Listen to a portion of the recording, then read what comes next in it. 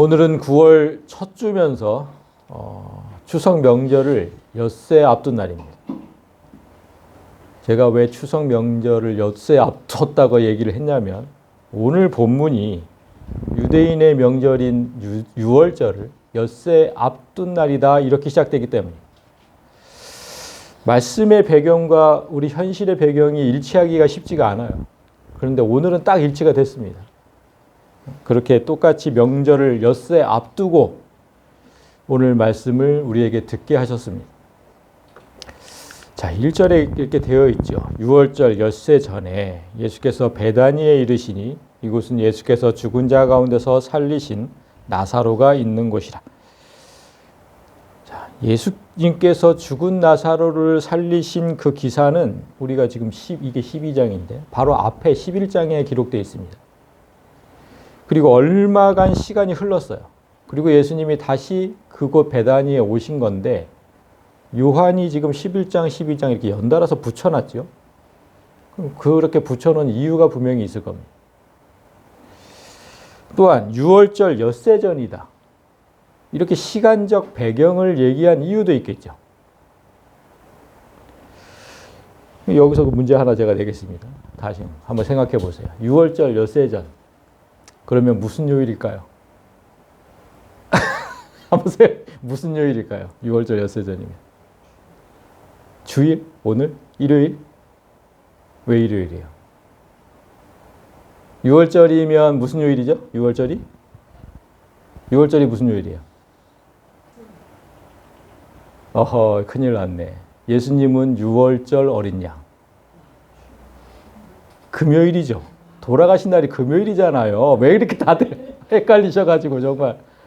6월절이 금요일이에요. 그럼 엿새 전이면 토요일입니다. 토요일. 6월절 엿새 전. 토요일이다 이런 얘기예요. 그러면 유대인에게 토요일은 무슨 날이죠? 안식일이죠. 안식일. 안식. 그런데 참 제가 이렇게 복음서를 쭉 보면 제자들이 이제 사복음서를 기록을 할 때 안식일에 예수께서 어떤 일을 하셨다 이런 표현이 참 많이 나와요. 안식일에 무슨 일을 하셨다 이런 표현이 많이 나오는데 오늘 본문은 안식일을 얘기를 하지 않고 유월절 엿새 전이다 이렇게 기록을 했어요. 그 이유가 뭘까요? 뻔하죠. 안식일에 예수께서 이런 일을 하셨다 그러면 그 일에 안식일과 관계가 있는 거예요. 근데 이거는 지금 유월절을 강조하는 거잖아요. 유월절. 그러니까 유월절 어린 양이신 예수께서 십자가에 달릴 날이 이제 일주일도 남지 않았다. 돌아가실 날이 이제 일주일도 남지 않았다. 이걸 지금 강조하는 것. 그러니까 보라, 이제 예수의 죽음이 카운트다운에 들어갔다. 6, 5, 4 이렇게 카운트다운에 들어갔다. 나사로를 다시 살리신 일과 오늘 다시 베다니에 들르신 일이 시간적 간격이 있음에도 요한이 붙여서 기록한 이유도 우리를 예수의 죽음에 집중시키기 위해서입니다. 예수의 죽음에 집중해라. 오늘 장소적 배경이 되는 베다니가 어떤 곳입니까? 여기서 얘기한 것처럼 죽은 자, 예수님께서 죽은 자 가운데서 다시 살리신 나사로가 있는 곳. 그러니까 이게 뭐를 의미하냐면 예수님께서 죽고 다시 살아나실 것을 예표하는 거죠. 예수님의 죽음과 부활을 예표하는 겁니다. 그리고 또 하나 있어요. 부활하신 후에 예수님께서 40일 동안 이 땅에 있다가 승천하시잖아요. 그 승천하신 곳이 어디일까요? 그게 베다니입니다. 예수께서 그들을 데리고 베다니까지 나가사 손을 들어 그들에게 축복하시더니 축복하실 때 그들을 떠나 하늘로 올려주셨다. 베다니입니다. 베다니. 그러니까 이렇게 베다니는 예수님의 죽음, 부활, 승천까지 깊은 연관이 있는 곳이에요. 예수님의 모든 사역에 깊은 연관이 있는 곳. 그렇게 중요한 곳에 예수님이 사랑하시는 가족이 있었다는 겁니다. 이 지금 나사로의 가족. 예수께서 본래 마르다와 그 동생과 나사로를 사랑하시더니 동생만 마리아의 이름만 안 나오고 동생이라고 해놨죠. 그것도 무슨 이유가 있겠죠. 하여튼 이 나사로가 죽었을 때 예수님이 그 동생과 함께 우셨다 그런 기록이 앞장에 11장에 기록되어 있습니다. 그러니까 이 가족을 얼마나 사랑하셨는지 알 수 있죠. 함께 우셨어요. 그런데 이 가족뿐만 아니라 오늘 본문에 또 한 사람이 등장합니다. 누구였습니까? 한 사람 더 등장하잖아요. 누구? 오늘 본문에. 안 읽으셨어요, 본문? 가룟 유다 등장하잖아요. 가룟 유다. 자, 예수님이 이 삼남매 못지 않게 사랑하신 12제자. 그죠? 삼남매도 무지하게 사랑하셨지만 12제자도 무지하게 사랑하셨죠. 그런데 이들을 지금 이 마리아와 그 가룟 유다의 행동이 극과 극으로 나오죠. 극과 극으로. 삼남매 중 한 사람은 예수님께 기름을 부으면서 섬기는, 정말 마음을 다해서 섬기는 신실한 신자로 등장을 해요. 그런데 제자 중에 한 사람은 위선을 떠는 도둑이다 이렇게 표현합니다.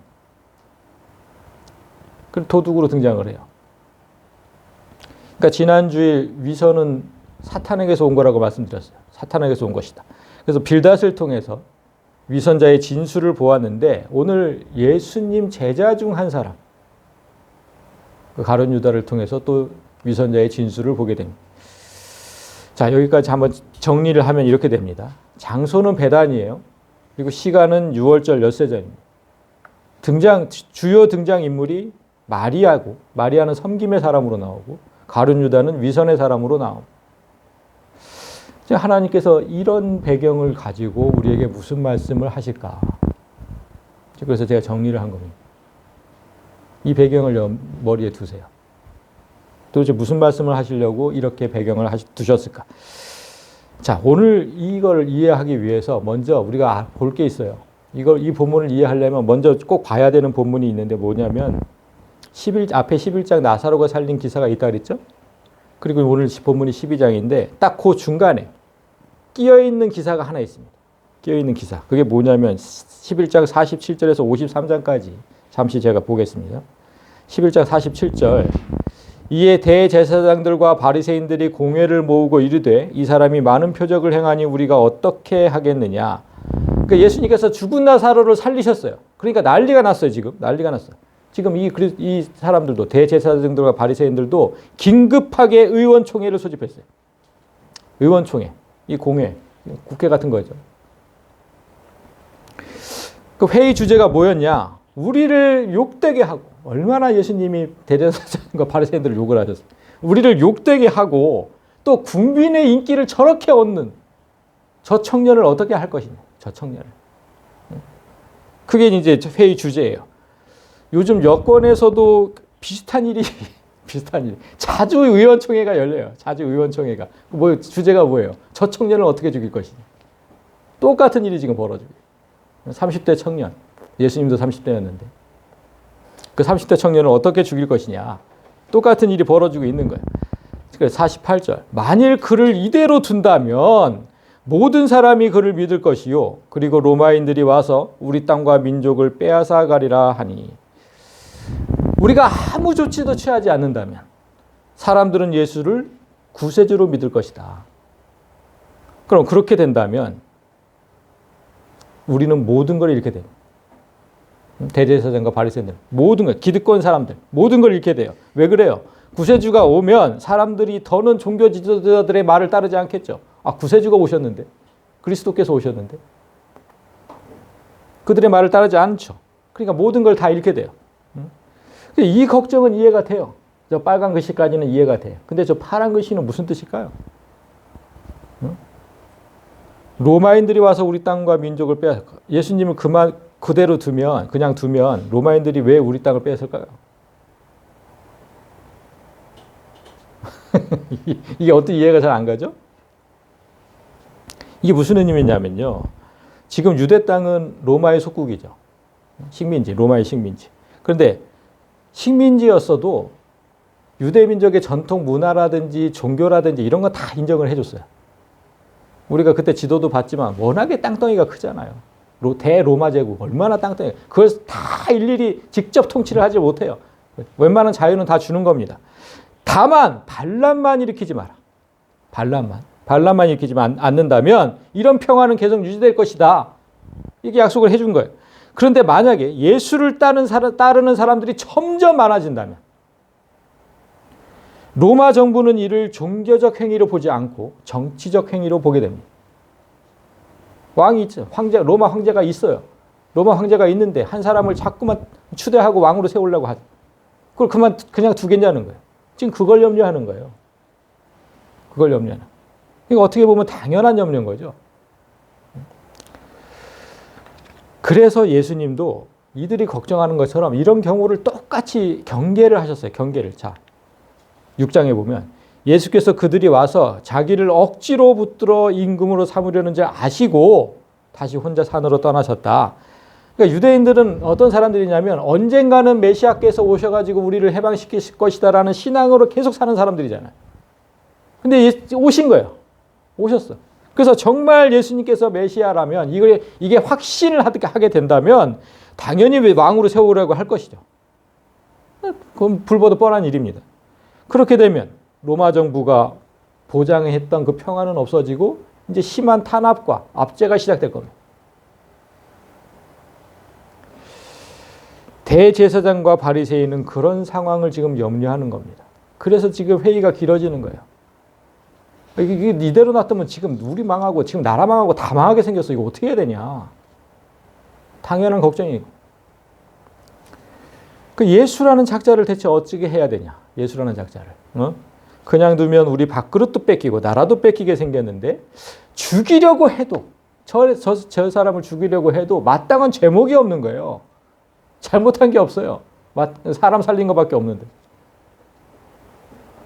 이게 참 골치 아픈 거예요. 너무 골치가 아파요. 그래서 회의가 길어지는데 이 상황을 한 방에 정리하는 사람이 나타납니다. 그가 누구냐면 그 중에 한 사람, 그 해의 대제사장인 가야바가 그들에게 말하되 너희가 아무것도 알지 못하는다. 가야바는 전임 대제사장이었던 안나스의 사위였어요. 그런데 그 안나스의 후계자인데 무려 18년 동안이나 대제사장 직책을 수행한 사람입니다. 그러니까 이 사내들인 공회에서 그의 위치는 아주 대단했어요. 그의 권력이 아주 대단했어요. 18년 동안이나 해 대통령도 5년 동안 하면은 위세가 대단한데 18년을 했다니까. 18년. 그 위치가 절대적이에요. 그래서인지 그 많은 의원들을 한꺼번에 지금 모독을 하는 거예요. 너희가 아무것도, 이게 지금 성경에 이렇게 써져 있으니까 그러지. 그러니까 너희들은 정말 아무것도 모르는 바보 같은 것들이라. 바보 같은 것들. 응? 뭐 하나 제대로 하는 게 없다는 거예요. 아, 내가 꼭 알려줘야 되냐? 지금 이렇게 얘기하는 거예요. 내 입으로 꼭 얘기를 해야 돼? 그러면서 예수를 죽일 비책을 소개를 해요. 그게 뭐냐면 50절입니다. 한 사람이 백성을 위하여 죽어서 온 민족이 망하지 않게 되는 것이 너희에게 유익한 줄을 생각하지 않는다. 그러니까 예수한테 죄가 없는 게 무슨 문제가 되냐. 이 바보 같은 것들아. 그게 무슨 문제가 돼? 생각해 봐라. 한 사람이 죽어서 민족 전체가 살 수 있다면 당연히 죽여야 되는 거 아니냐? 그럼 당연히 죽여야 되는 거 아니야? 만약에 예수를 죽이지 않으면 로마 정부가 우리를 다 죽일 건데 그 사실을 사람들에게 얘기를 해라. 니들 죽을래? 저 사람 살려놓고 니들이 죽을래? 이렇게 얘기를 해라. 그럼 누가 반대를 하겠냐? 누가 반대를 하겠냐? 아주 비책인 거죠. 회의장에 있던 모든 사람들이 무릎을 쳤을 겁니다. 아, 그렇구나. 그런 방법이 있었네. 응? 그러네. 대제사장은 오늘날 그 교단의 총회장 같은 사람이죠. 총회장. 그러니까 교단의 최고수장. 그런 사람이 죄 없는 한 사람을 어떻게 죽이는지 그 비책을 지금 소개하고 있는 아주 기가 막힌 상황을 우리는 지금 보고 있는 겁니다. 총회장이 그런 짓을 하고 있다 그러면 얼마나 기가 막히겠습니까? 그런데 다음 구절은 우리를 더 아연실색하게 만듭니다. 이 말은 스스로 함이 아니요 그 해의 대제사장이므로 예수께서 그 민족을 위하시고. 그러니까 우리는 가야바라는 대제사장이 참 교활한 사람이다 이렇게 느꼈는데 성경은 그렇게 얘기하지 않아요. 성경은 이 말을 가야바 스스로 한 게 아니라고 밝혀줘요. 아, 그가 그 사람이 그렇게 말하고 싶어서 말한 게 아니야.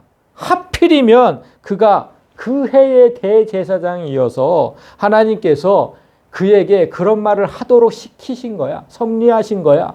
이런 뜻이에요. 그 해가 어떤 해입니까? 그 해의 대제사장이래요. 그 해가 어떤 해예요? 예수가 죽는 해.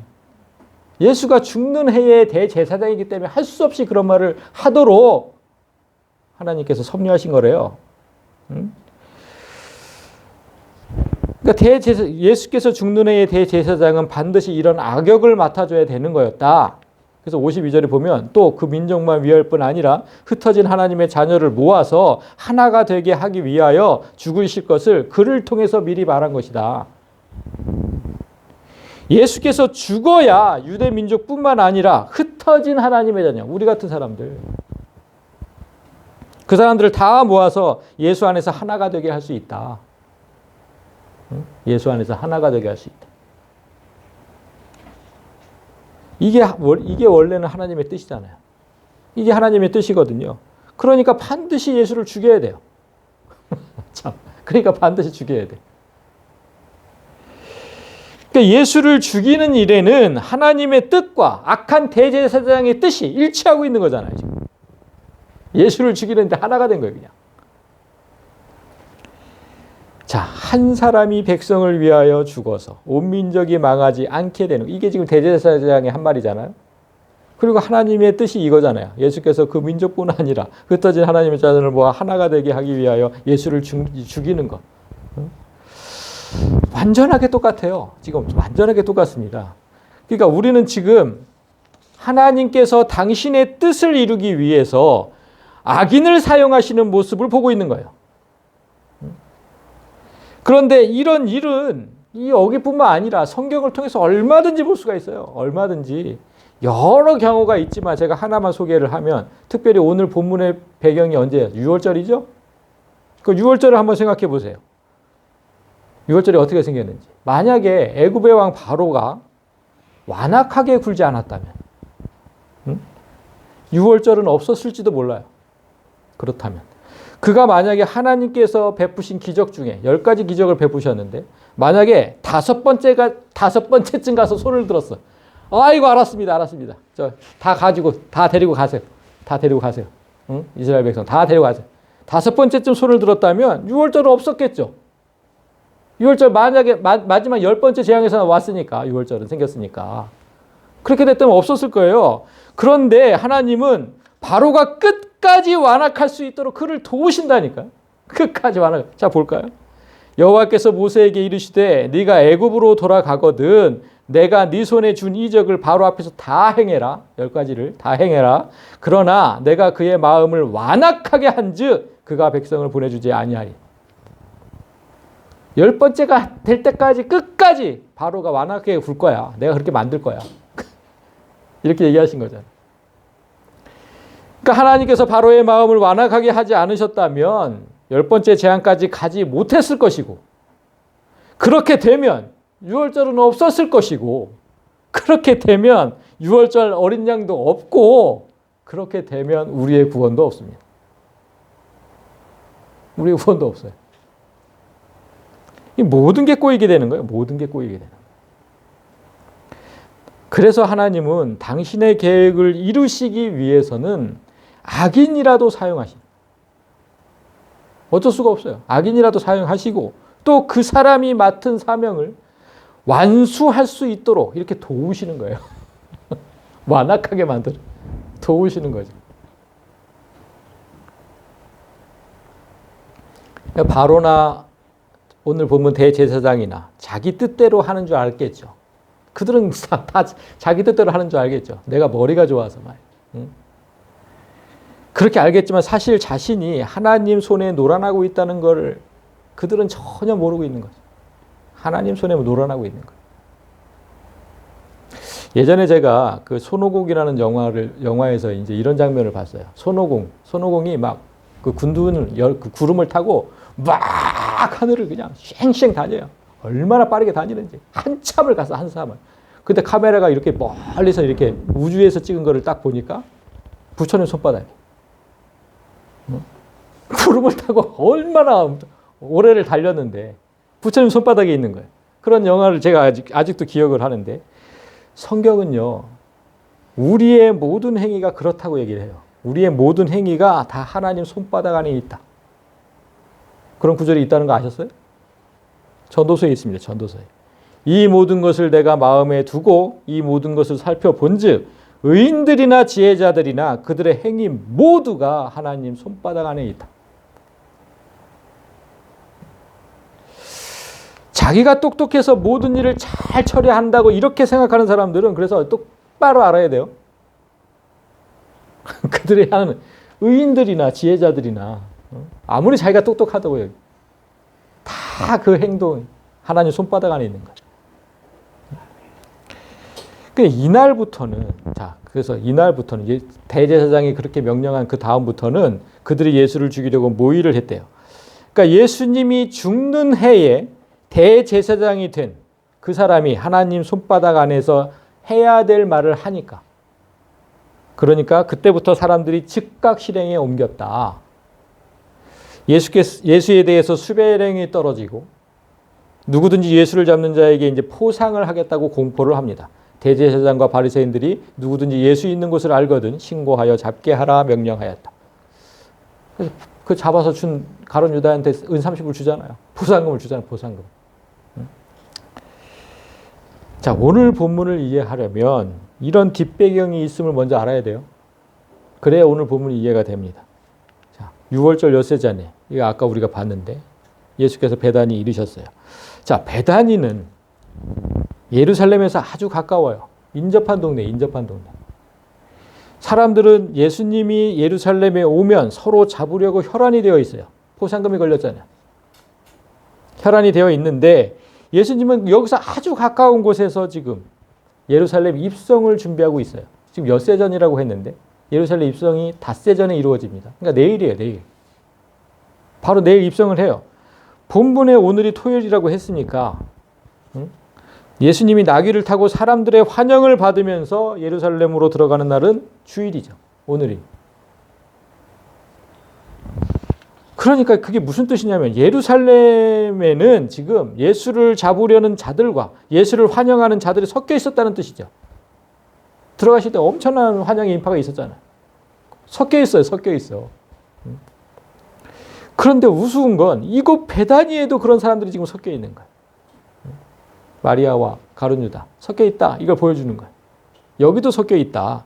거기서 그런 곳에서 그렇게 섞여 있는 곳에서 잔치가 열려요. 잔치가. 거기서 잔치할 때 마르다는 일을 하고 나사로는 예수와 함께 앉은 자 중에 있더라. 그러니까 지금 상황을 보니까 이 잔치가 무슨 잔치 같아요? 나사로를 다시 살려주신 거에 감사하는 잔치거든요.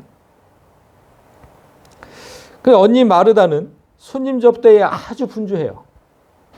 그 나사로는 예수님과 함께 식탁 앞에 앉아 있어요. 자, 앉은 자 중에 있더라. 앉은 자 중에. 예수님께서 마지막 만찬을 하실 때 제자들도 똑같은 표현을 써서 성경이 앉은 자. 이렇게 유대인들 먹는 그 관습 있잖아요. 이렇게 비스듬히 누워서 먹는. 그 앉은 자라고 표현을 하는데. 그 얘기를 해요. 그러니까 이 상황은 예수님께서 돌아가시기 전날 밤에 제자들과 마지막 만찬을 하시는 장면을 예표하는 거예요. 그 예표한다는 것을 증명이라도 하듯이 그 만찬장에서 예수님이 제자들의 발을 씻기셨잖아요. 근데 오늘 마리아가 똑같이 예수님의 발을 씻겨요. 그 마지막 만찬 예표하는 거죠.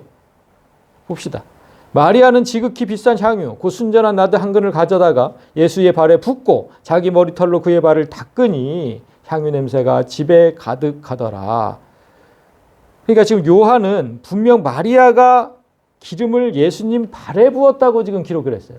예수님 발에 부었다. 근데 이 똑같은 상황을 마태와 마가도 기록을 했는데 그들은 전혀 다르게 기록을 했어요. 발에 부은 게 아니죠.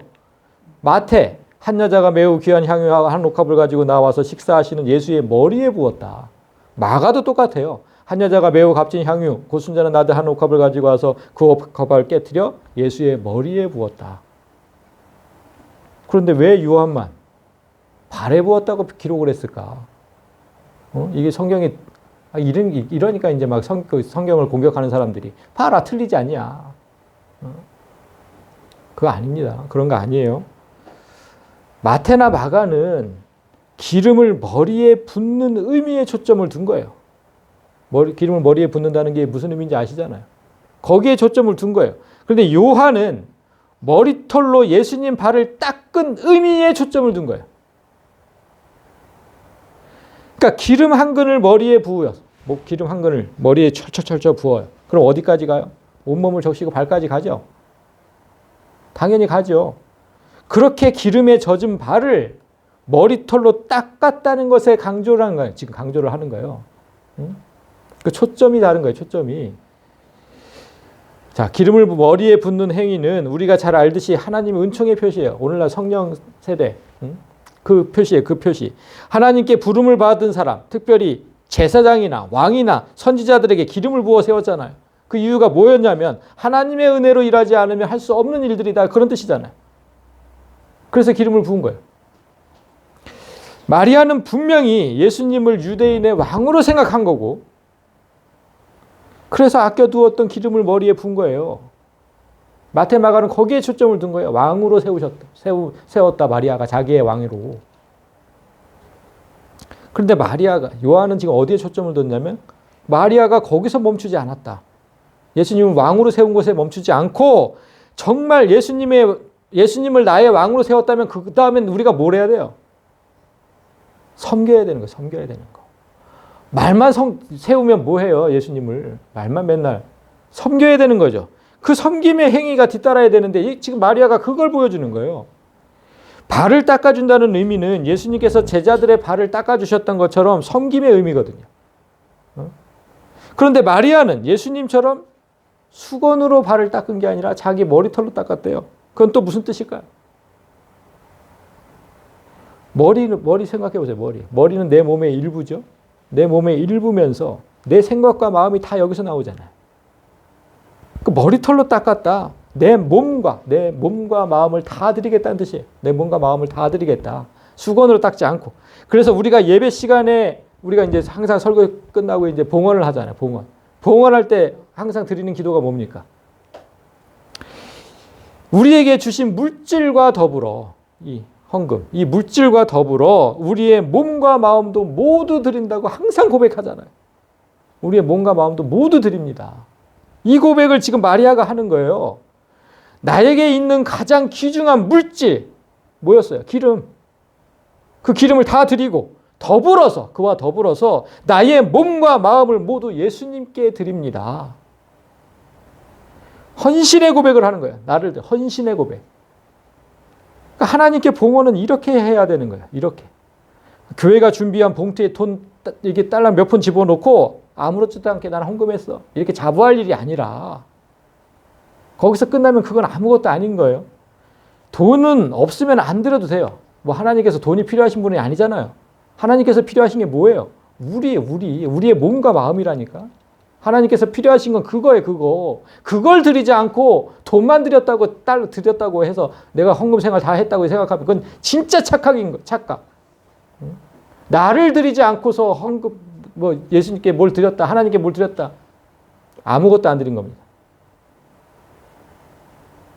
아무것도 안 드린 거예요, 그건. 착각이에요. 나를 드리는 거예요, 나를. 돈은 안 드려도 돼요. 없으면 안 드려도 돼. 빚내서 헌금하고 이러는 건 정말 미친 짓이에요. 마리아의 행위가 더 놀라운 이유는 당시의 여자들이 머리에 이렇게 수건을 쓰고 다녔잖아요. 이거 왜 쓰고 다녔어요? 이 두건을 풀고 머리를 보이는 걸 당시의 여자들은 대단한 수치로 여겼어요. 절대로 벗지 않았어요. 남자들 앞에서. 절대로 안 벗었어. 그런데 그 많은 사람이 모인 잔치집이잖아요. 지금 잔치집. 거기서 지금 이걸 벗은 거예요. 이거를. 그러니까 자기의 수치를 무릅쓰고 예수님께 내 모든 걸 드리겠다고 고백하는 거예요. 창피한 것도 없어. 내 수치도 없어. 그러니까 예수님만 있는 거예요. 놀랍잖아요. 우리는 정말 반성해야 되는 거죠. 우리는 나를 온전히 드리지도 않아요. 이 예배 시간에 와가지고 헌금 생활하면 그냥 헌금했다고 끝인 거고 나를 드리겠다고 다짐하고 정말 노력하고 삶 중에서 그걸 보이고 이거 하지 않아요. 나를 온전히 그렇게 드리지도 않으면서 이런저런 이유로 정말 창피해서 교회를 못 다니겠다는 말은 정말 수시로 해요. 수시로 해요. 진짜 창피해서 못 가겠다 내가. 쪽팔려서 못 가겠다 교회를.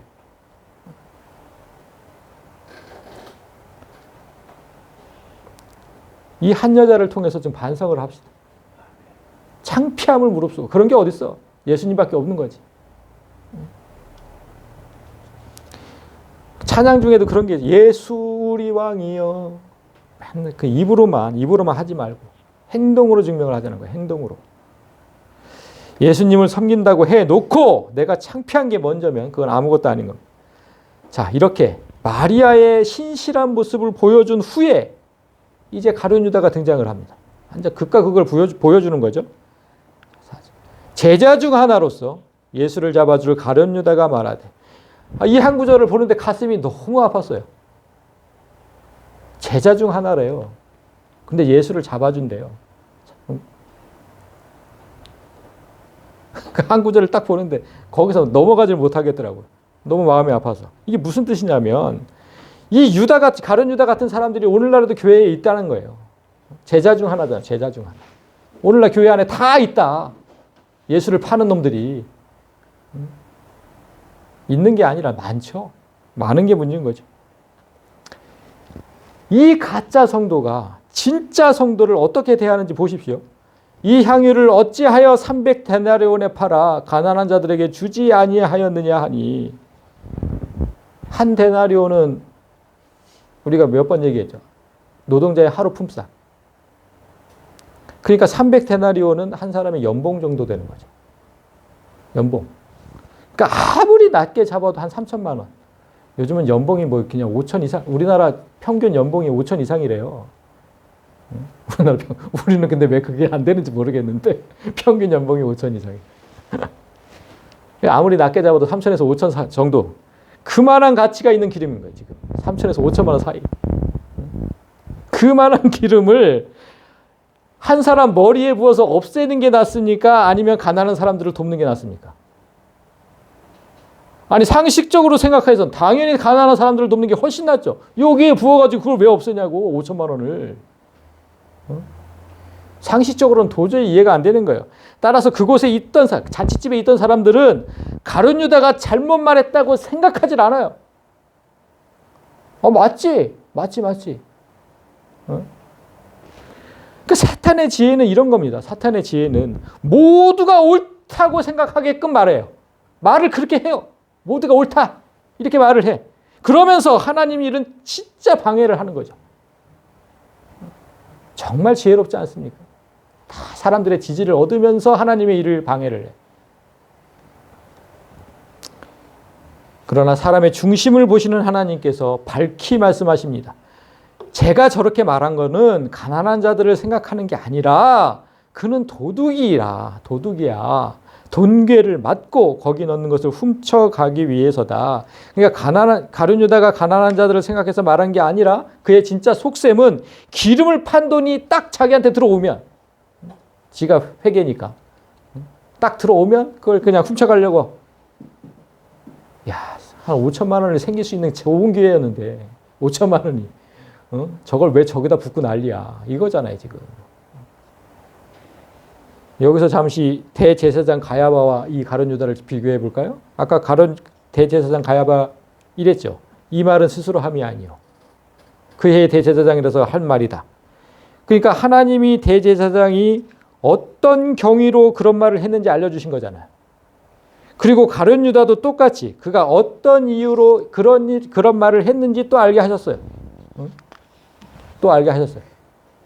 그러니까 둘 다 자신의 이익을 도모하기 위해 말을 해요. 속셈은 다 자기의 이익을 위해서 도모하기 위해 말을 하고 있지만 겉으로는 철저하게 위장을 하고 있잖아요. 대제사장은 무슨 핑계를 댔어요? 국민을 위한다. 국민을 다 살려야 된다. 국민을 위한다. 그리고 가룟 유다, 악을 위장하려고 어떻게 위장했습니까? 지금 가난한 자들을 위한다. 가난한 자들을 위한다. 참, 계속 우리나라 정치 상황이 생각이 나서 내가 지금 요즘에 우리나라 정당이 똑같아요. 그들 모두 자신들 이익을 도모하면서 맡은 말은 늘 국민을 위하고 민생을 위한다고 얘기를 해요. 아주 그냥 그들 회의하는 회의 장소에 보면 여기 뭐라고 써요? 민생우선. 이걸 다 붙여놨어요. 국민의힘이든 민주당이든 다 민생우선 붙여놨어요. 민생우선. 그거 볼 때마다 진짜 대제사장 가야바가 자기 뜻대로 말한 게 아니듯이 그들도 그 위선의 전형을 보는 것 같아요. 위선의 전형을. 마음이 착잡하더라고요. 마음이 착. 그런데 아무튼 이들이 행하는 말과 행동 모두가 위선이라고 해도 중요한 게 뭐예요? 이 모든 게 하나님 뜻 안에 있다는 거잖아요. 하나님 뜻 안에. 이게 중요한 거잖아요.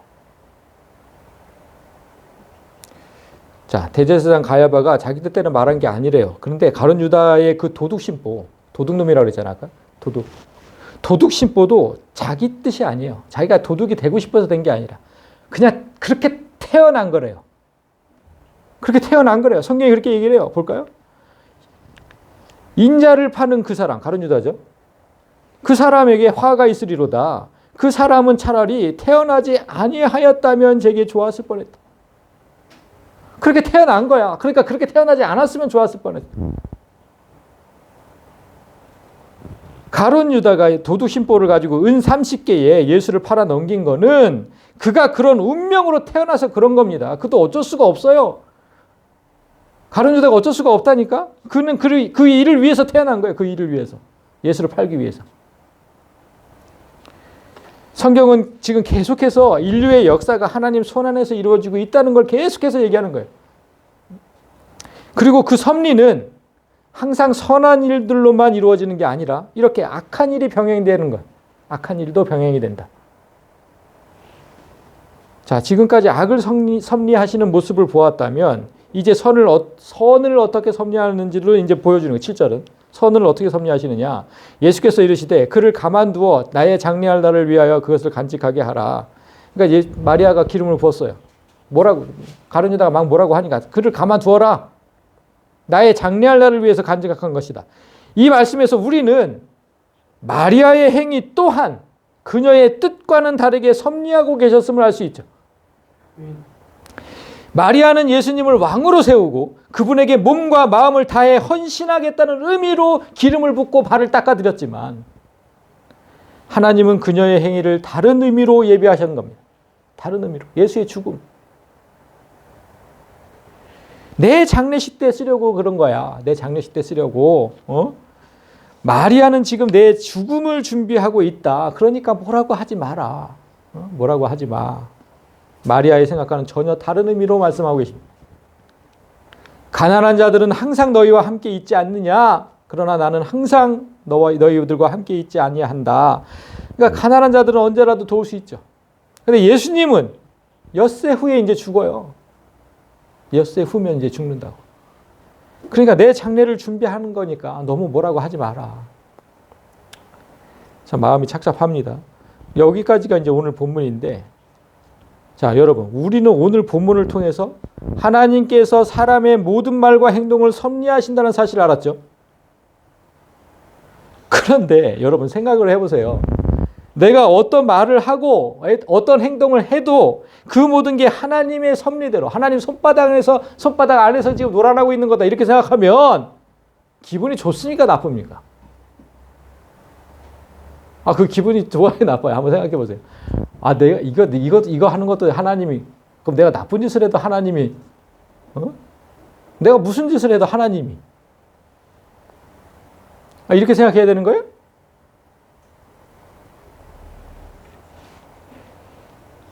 그렇게 하나님이 움직이는 대로, 움직이는 걸 그걸 뭐라, 꼭두각시라 그래요. 꼭두각시.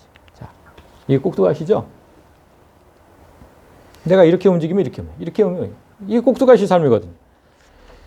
이런 삶을 좋아할 사람은 한 사람도 없어요. 내가 누군가의 꼭두각시가 되는 걸 좋아할 사람이 누가 있어요?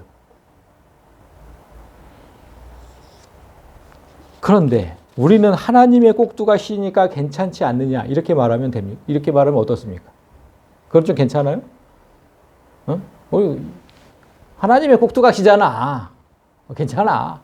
이렇게 괜찮은 거예요? 어때요, 여러분? 좋아요, 나빠요? 하나님의 꼭두각시 사는 게 좋아요? 아니, 내가 나쁜 짓을 해도 하나님이 하신 거잖아. 그러면 이게 좋고 나쁜 거를 떠나서 이게 문제가 좀 되지 않아요?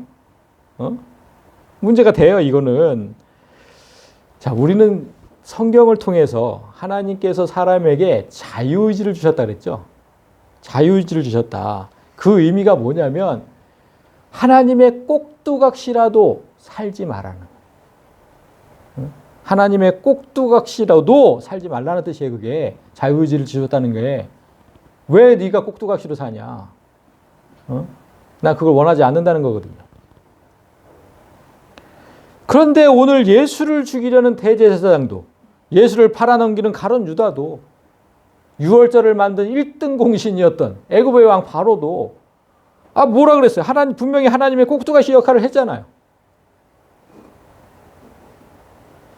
그러면 하나님은 사람에게 자유의지를 주셨다면서 왜 그 사람들을 꼭두각시로 삼는 그 행동을 왜 하시는 겁니까? 이게 지금 앞뒤가 안 맞잖아요. 왜 하시는 거예요, 그거? 생각을 해봐야죠. 이게 왜 어떻게 된 건가? 자유의지를 주셨는데 꼭두각시로 해? 앞뒤가 안 맞잖아요. 자, 이게 오늘 말씀의 핵심이니까 잘 들어보세요. 그러니까 하나님께서 주신 사람의 자유의지, 그거는요, 사람이 타락한 이후에는 사라졌습니다. 왜 사라졌게요? 그 자유의지가 뭐였냐면, 그 자유의지, 먼저, 사람이 타락한 이후에는 사람이 생각하는 것마다 다 악하고, 그 마음에서 나오는 건 다 더럽다고 성경이 얘기를 해줘. 자, 창세기 6장 5절에 여호와께서 사람의 죄악이 세상에 가득함과 그의 마음으로 생각하는 모든 계획이 항상 그러니까 사람이 생각하는 모든 건 다 악해. 타락했거든, 이제. 생각하는 게 모두 악하대요. 그리고 신약에서 예수님도 똑같이 얘기를 해요. 속에서, 그러니까 사람의 마음에서 나오는 건 악한 생각뿐이다. 곧 음란과 도둑질과 살인과 그 다음에 등등등등 22절에 계속 나오는데. 악한 것뿐이래. 악한 것뿐. 그러니까 타락 전에 아담에게 주어진 자유의지는 뭐였냐면 스스로 선과 악을 선택할 수 있는 자유의지였어요. 하나님인지 사탄인지 선택해. 그 자유의지였어요. 그 자유의지. 그런데 아담이 뭘 택했냐면 악을 택했어요. 악을 택했어. 그러니까 이후로는 선택할 자유가 당연히 없어졌잖아요. 선택했다니까 이제. 그러니까 없어졌잖아요, 그게. 자유의지가 없어졌다고, 이제. 선택했으니까. 응? 이제 사람에게 악만 남은 거예요. 악을 선택했잖아. 악만 남았다고. 악을 선택해서. 이 사실을 기억을 하셔야 돼요. 사람이 생각하는 건 다 악할 뿐이다. 속에서 나오는 건 악할 뿐이다. 악을 선택해서 그래, 악을 선택해서. 그러면 하나님은 이제 어떻게 해야 돼요? 모든 사람이 다 악해. 그 악을 사용해서라도 하나님의 뜻을 이루어야 되잖아요. 하나님의 뜻을 이루긴 해야 되겠는데 사람들이 다 악하다니까. 그러니까 악을 사용해야 되잖아. 악을 사용해야 돼. 그래서 사람들을 사용하실 때 그 모습이 마치 꼭두각시처럼 보이는 거예요. 어쩔 수가 없어요. 다 악인이야, 다 악인. 하나님의 일은 이루셔야 돼. 뜻은. 사람을 구원하는 뜻은. 그 꼭두각시처럼 보이는 거예요. 그러니까 오해를 하지 말아야 돼. 우리가 오해를 하지 말 것은 하나님께서 꼭 필요할 때만 그렇게 하시는 거지. 항상 이렇게 하지는 않는다는 거예요. 항상 이렇게 하지는 않는다. 모든 삶을 다 이렇게 하시지는 않는 거예요. 필요하실 때만. 필요하실 때만. 그리고 성경은 하나님께서 그 타락한 자들, 악을 선택한 자들을 어떻게 하신다 그래요? 오히려 방치하신다고 해요. 방치하신다고. 자, 또 하나 안 했군요. 또 하나 안 했어요. 자, 로마서 1장 28절을 보면 그들이 마음에 하나님 두기를 싫어하며 하나님께서 그들을 그 타락한 마음대로 내버려 두셨다는 구절이 있어요. 그냥 방치하셨다는 거예요. 방치하셨다. 그래서 합당하지 못한 일을 하게 하셨으니 이렇게 나와 있어요. 그러니까 하나님께서 움직이는 대로 그대로 움직이는 그 꼭두각시 삶. 이 꼭두각시 삶은 타락한 사람에게만 적용된 거예요. 타락에서 벗어나서 하나님 자녀로 거듭난 우리에게는 전혀 해당하지 않는 거예요. 이런 꼭두각시 삶은 전혀 해당하지 않아. 하나님이 조정하는 꼭두각시가 아니라 우리는 그런 꼭두각시가 아니라 하나님 자체로 살아간다. 하나님 자체로 살아간다. 오늘 보았던 말씀, 우리가 보았던 말씀 중에 이 사실을 알려주는 중요한 구절이 하나 있었어요. 어떤 구절? 자, 11장 52절.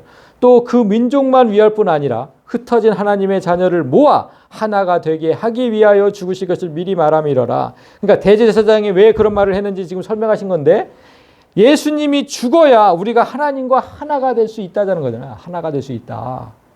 응? 그래서 예수님의 마지막 기도도 이와 똑같았잖아요. 제가 그렇게 강조하는 요한복음 17장. 17장 전체가 하나님과 우리를 하나 되게 해달라는 그 기도예요. 그 기도. 그 중에 한 구절만 가져왔는데, 거룩하신 아버지여 내게 주신 아버지의 이름으로 그들을 보존하사 우리와 같이, 그러니까 삼위일체 하나님처럼, 삼위일체 하나님처럼 저들도, 이 사람도 하나가 되게 해주십시오. 하나가 돼. 하나님과 사람이 하나가 되게 해달래요. 하나가 되게. 그게 목적이에요. 이 하나라는 개념을 명심해야 돼요. 하나라는 개념이 뭐예요? 꼭두각시는 이런 거잖아. 내가 있고 다른 존재가 있는 거잖아. 각각 다른 존재, 각각 다른 존재. 그 한 존재가 한 존재를 움직이는 거지만 우린 두 개의 존재가 아니라니까? 하나님과 나는 두 개의 존재가 아니에요. 이제 하나, 그냥 하나. 하나라잖아요. 하나. 하나가 되게 해야 돼요. 하나가 되게 해야 돼요. 그러니까 하나라는 개념을 잊으시면 안 돼요. 나와 하나 된 하나님이 내 안에서 일을 하시는 거예요. 내 안에서. 그래서 이렇게 얘기를 하잖아요. 너희 안에서 행하시는 하나님. 자기의 기쁘신 뜻을 위하여 너희로 소원을 두고 행하게 하신다. 그러니까 내 밖에서 꼭두각시처럼 나를 움직이는 게 아니라, 내 밖에서 하는 게 아니라 내 안에서 나와 하나 되신 하나님이 이렇게 일을 하신다. 하나 됐다는 건 절대 분리가 안 되는 거예요. 분리가 안 돼요. 분리가 안 돼. 그 누구도 분리를 할 수가 없어요. 내가 하나님이고 하나님이 난 거예요. 그냥. 그게 하나라는 개념이에요. 내가 하나님처럼 사는 거라니까. 내가 하나님으로 사는 거. 자, 말씀을 맺겠습니다. 아까 우리가 이랬죠. 장소는 베다니. 그러니까 어떤 장소였어요? 삶과 죽음, 부활과 승천을 말하는 곳이에요. 베다니는. 오늘날 뭡니까 이게? 삶과 죽음, 부활과 승천을 말하는 곳이 어디예요? 이 교회예요, 교회. 세상 어디에도 이걸 얘기하는 데가 없어요. 오늘날 교회예요. 그리고 시간은 6월절. 뭡니까? 시간은 6월절. 예수님 죽음이 카운트다운에 들어갔다. 그거잖아, 지금. 그러니까 우린 지금 똑같이 명절을 엿새 앞두고 있어요. 삶과 죽음, 부활과 승천을 말하는 이 교회에서 똑같이 명절을 엿새 앞두고 있어요. 그곳에 섬김의 마리아도 있고, 이 교회에 섬김의 마리아도 있고 위선의 가룟 유다도 있다.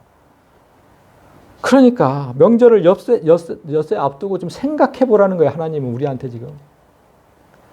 내가 이 교회에 마리아 같은 신자로 있는지, 가룟 유다와 같은 위선자로 있는지 돌아봐라. 내가 어떻게 하나님과 하나 되게 됐는지, 예수의 죽음 때문에. 그걸 좀 돌아봐라. 그리고 그렇게 하나 된 삶이, 하나님과 하나 된 삶이 어떤 삶인데 나는 아직 요 모양 요 꼬르자리로 살고 있는지. 하나님처럼 살아야 되잖아요. 하나님처럼. 그 다시 한번 되새기고 명절을 맞으라는 거잖아요. 다음 주일이 명절 기간 안에 있더라고요. 딱. 명절 기간 안에 있어요. 그러면 이제 뭐 가족들도 만나게 될 거고, 오랜만에 친구들도 만나게 될 거고, 다 만나게 됩니다. 그 대제사장과 유다처럼 다른 사람을 죽여서 내가 이익을 얻는 그런 삶이 아니라, 내가 죽어서 다른 사람을 살리는 모습을 좀 보이라는 거예요. 그들 앞에서. 명절 때 꼭 그런 모습을 보이세요. 내가 죽어서 다른 사람을 살린다. 그래서 내가 위선자가 아니라 이 교회에 진정한 신자로 있음을 좀 증명을 하라는 거예요. 그런 삶이 나를 위해 죽으신 예수님을 위하는 길이라는 걸 명심하세요. 그래서 여러분 모두가 그렇게 풍요롭고 복된 명절이 되시기를 진심으로 소망합니다. 아멘.